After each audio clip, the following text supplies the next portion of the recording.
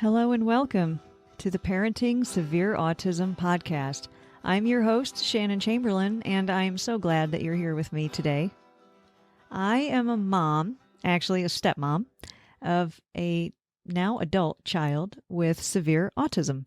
I am not a medical or psychiatric professional, thank God. None of them have ever really been able to help us in our family. Not that I haven't read some helpful information over the years published by those professionals.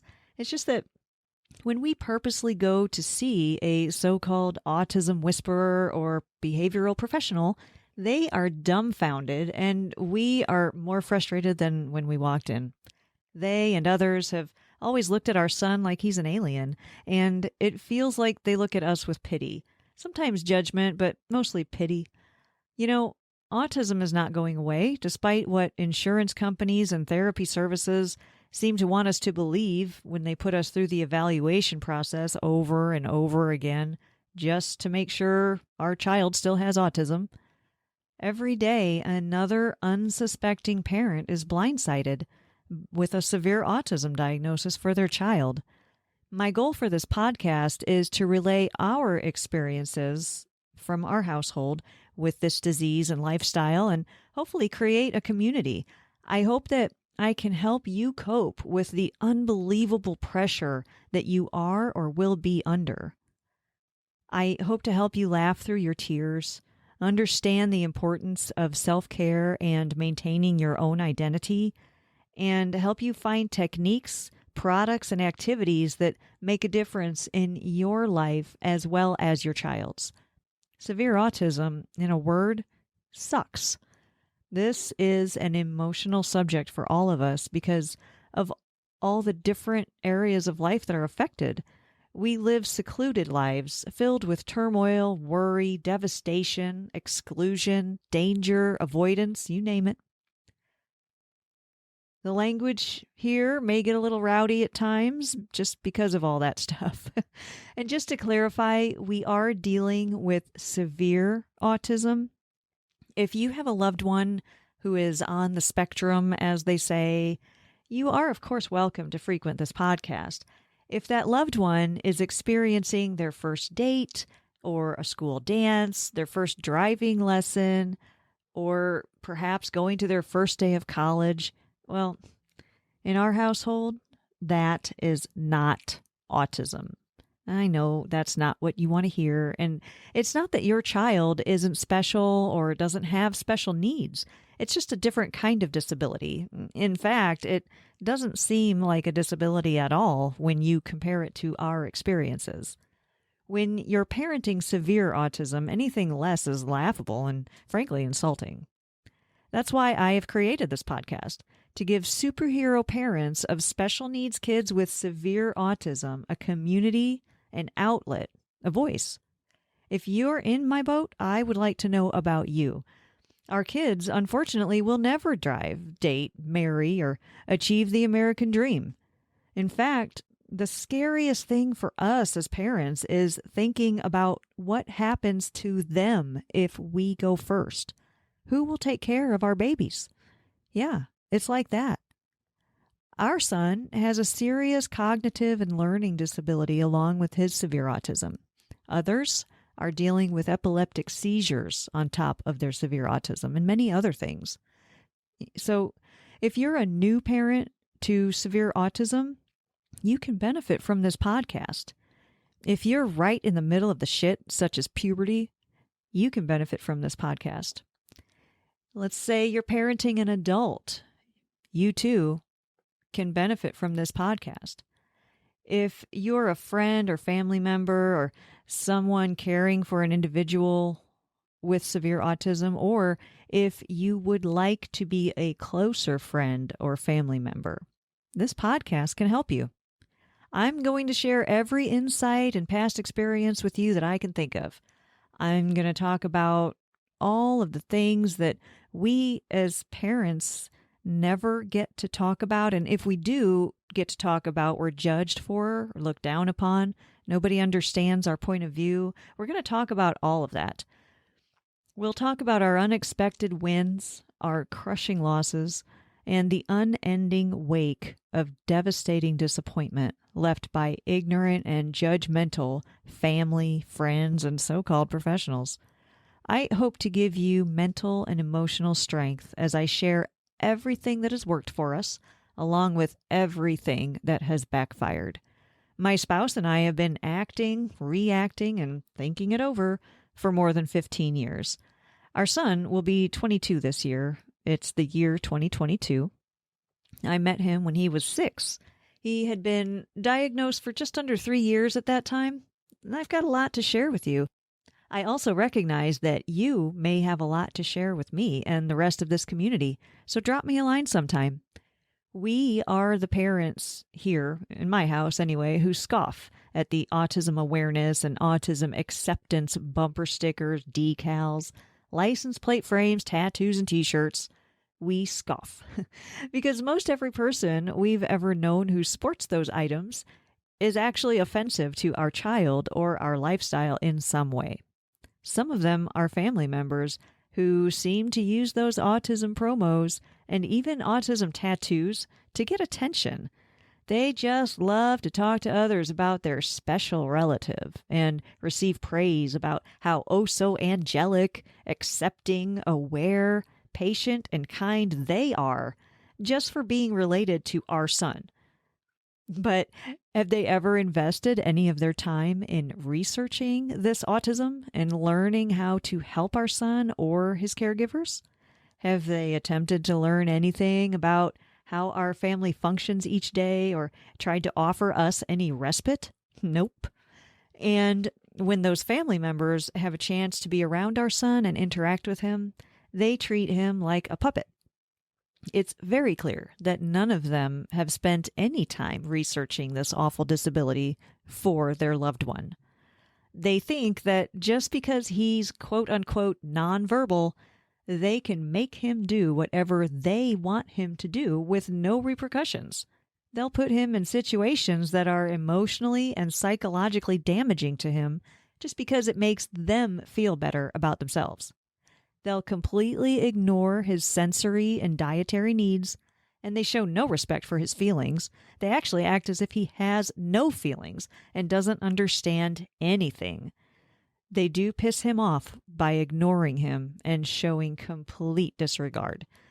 Then they leave, and guess what? He destroys everything in the house that reminds him of them. So we'll talk more about familial disappointments, ignorance, and apathy in other episodes.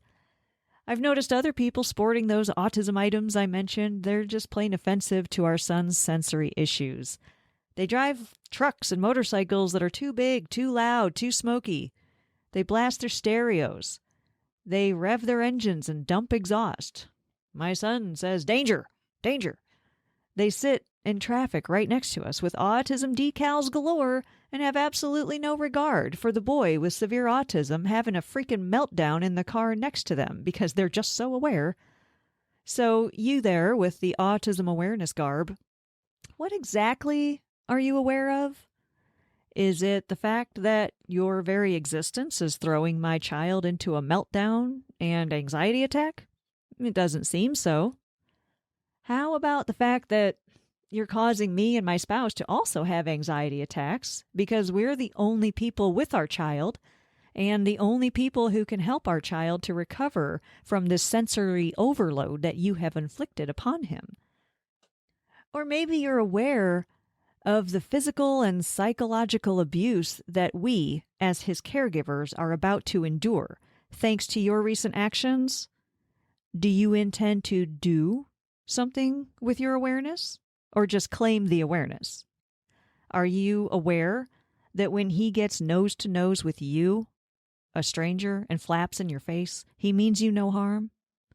Are you also aware that when you flinch at that behavior, he instantly knows that you feel threatened by his sensory processing and that you just became a target for his fun and entertainment?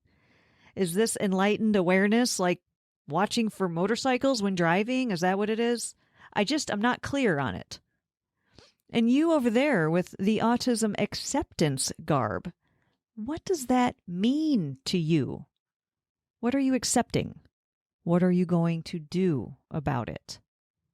Do you think his autism is a lifestyle choice, so you just accept it? Is wearing a shirt with some words on it, promoting the societal acceptance of a disease, going to help our families in some way? Are you planning on accepting our kids into the recreational, therapeutic, educational, and living skills programs that they are currently denied entry to? Is the simple acceptance of a debilitating disease that turns the sweetest, kindest, and most beautiful souls on this earth into misunderstood, raging, violent, destructive, abusive, self-loathing, and incompetent beings going to make a difference for any of us? Do you feel especially accepting when you see my son enter a large department store that you're at and desperately try to fill the large spaces with his voice and his movements? Does your feeling of obligatory acceptance help him and those around him come to grips with his reality? Take the damn decals off. You have no idea. So we, at my house, are the parents that absolutely can't stand the autism stickers because they do absolutely nothing supportive. And let's not get started on the charities, right? I think that what would really be appreciated is if all the cheerleaders for autism would just educate themselves and others, or, advocate for him and for us, the caregivers. These are the things that we all have had to do on our own, on top of everything else. We are exhausted. I think it would be pretty neat if, in order to purchase an autism awareness or acceptance product, the consumer had to complete a short training session. That way, we would see the decals or whatever they are, and we would instantly know that we have an ally. Someone there who is somewhat educated about what they are seeing with our children and can explain it to others or be a calming force, a friend out there. Someone who understands that if we are enforcing a specific dietary restriction, it's a necessity, not a suggestion. Someone who can see the autism on my child and recognize a specific teratogen or environmental stressor and potentially step in some way. Is that a thing, I wonder? I don't buy the crap, so I'm not sure. I think it would be pretty cool. I mean, obviously, we don't want too much interaction, but we also don't like being treated with such disregard. I mean, when's the last time you saw cheerleading items such as this for any other disease? How about oppositional defiant disorder acceptance? Agoraphobia awareness? Or, yay, OCD. I love someone with OCD. So that's where we stand on it at my household. We're also the parents who loudly object when the world begins to romanticize autism. It used to be that everyone thought of Rain Man when they heard the word autism, right? Now, they may still think of Rain Man. They'll think of Temple Grandin. And there also may be a mercenary that was played by Ben Affleck in a movie. And some wonderfully autistic and life-saving doctor on TV now. People have developed a sense of, oh, how sweet and special compassion for these autism icons. Yet, when they encounter one of our kids with severe autism and severe issues, they sidestep, they'll side-eye, and show no compassion whatsoever. By the way, we are also the parents who object to these new online "Do I have autism?" tests, which of course only came about because of the things I just mentioned, and everyone now wants to identify as having autism. Listen, you don't just choose autism. This negatively affects the lives of the people who actually do have a serious autism diagnosis.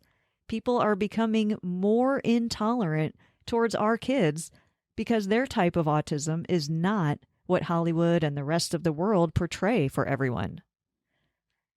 As I mentioned, if you're in my boat, I want to know about you. Please feel free to drop me an email at contact.parentingsevereautism@gmail.com. You can visit my site. It's hosted by Buzzsprout. So it's the abbreviation for Parenting Severe Autism, which is PSA. www.buzzsprout.com.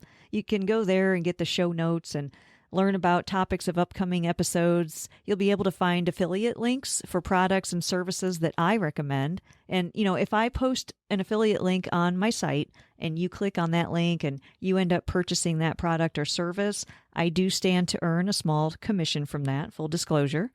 And be sure to also check for any discount codes that I may be able to score for you. I'll put them up on the show notes. And I do aim to keep production costs low with this podcast. If you decide to donate on my website to help support my efforts through Buy Me a Coffee, please be aware that a portion of the proceeds from this podcast will be going to help families with severely autistic loved ones who may not be financially able to provide their child with safety or sensory items. This is an expensive lifestyle, and we're all it seems like we're all on a waiting list and we never get the things we need. And I want to contribute. I want to help you. If you are one of the families that I'm talking about, please send me an email about your situation. This lifestyle can be emotionally and financially devastating, and there's no shame in speaking up and asking for help. Remember to check with your state and county frequently for resources and be the squeaky wheel. As I said, most of us are on a waiting list to receive products and services, and depending on which state you're in, you may not receive that assistance for another 30 years. That's my state that I currently live in. So, this podcast is just getting started, but eventually the funds will be there, and I want to help. I'm so happy that you found this podcast today, and I want you to be sure to catch my next episode where I'll address the summer blues we're all about to experience. I'll be sharing techniques and ideas on how to better our mental health and our physical health. It's summer right now. It is June. The kids are out of school, of course, and underfoot. And we're all dealing with some serious baggage right now. Everyone else's kids, they can go to the public pool, they can go to sleepovers, they can go fishing with family members and do all kinds of fun stuff just to get out of their parents' hair, but not our kids. They are attached to our hips, aren't they? They're freaking out, melting down, beating us up, destroying our homes and possibly our neighbors' homes. They are experiencing a serious disruption in their routine of the last 9 months or so, and it's likely that no services are available for them. Most times, we can't even take them anywhere unless we want to deal with a firestorm, and we keep wondering over and over every day, why? Why are we dealing with this? What am I ever going to do to make a difference in my life, in my kids' life? Why me? How long? Is it ever going to get better? Is it ever going to change? I'm going to talk about all of that. So make sure you find that episode. I'm going to give some great suggestions on self-care and just little things that we can do that we have to do. We have to do these things for ourselves in order to continue caring for our loved one with severe autism. In my next episode, I'll address these issues, and I'm going to mainly focus on your mental health. I'll share some stress-relieving natural product options for you, and I've got some discount codes lined up for you, too. I'll also share things that have worked for us with getting our boy through this difficult season, what we've learned about our son's summer preferences and other kids that we've met, and I'll just be offering some general supportive ideas. If I receive any ideas from my listeners via email, I'll share those as well. None of us singly is as smart as all of us in a group, right? So shoot me your ideas in an email. I'll share them all on here. And I thank you for listening today. Remember to subscribe to this podcast, Parenting Severe Autism, for instant updates, and feel free to buy me a coffee through the link on my website, psa.buzzsprout.com. Hang in there. You're a superhero.